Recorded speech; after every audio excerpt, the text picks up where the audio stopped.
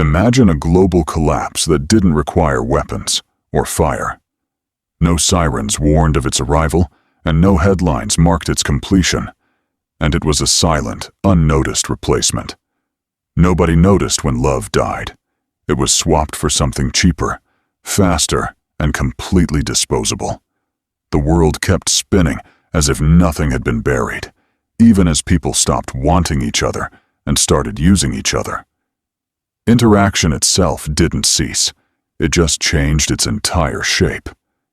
Humans began to view one another as commodities, disposable assets to be cycled through until the next option appeared. In this reality, your heart is an obsolete organ. Survival requires adapting to a market where only the body holds value, and anything beyond a physical exchange is seen as a liability.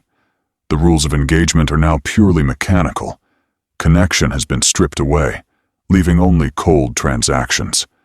People are evaluated as opportunities for consumption. The mutual, interlocking links of the past are replaced by temporary, one-way signals.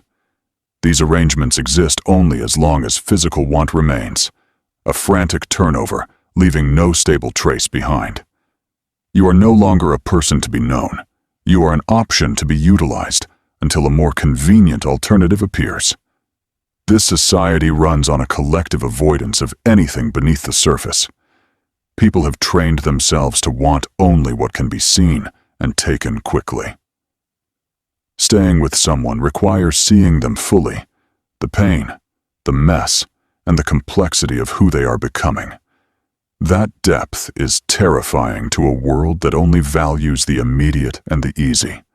Lust burns through its fuel and leaves nothing but ash.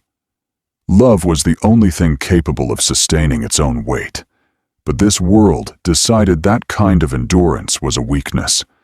When people take what they want and disappear over and over again, the person left behind becomes a little more hollow each time. Eventually, the repetition convinces them that being truly known by another human being is a myth that only happens to other people. There is a specific kind of hunger here. You can feed an appetite every day and still wake up the next morning feeling more empty than before. This frantic consumption of others is a way to outrun the silence, because the moment the wanting stops and you are left alone, there is nothing underneath to hold on to. Children grow up watching this. They see adults tear through one another without tenderness or consequence. They learn that bodies are currency, and vulnerability is a tactical error.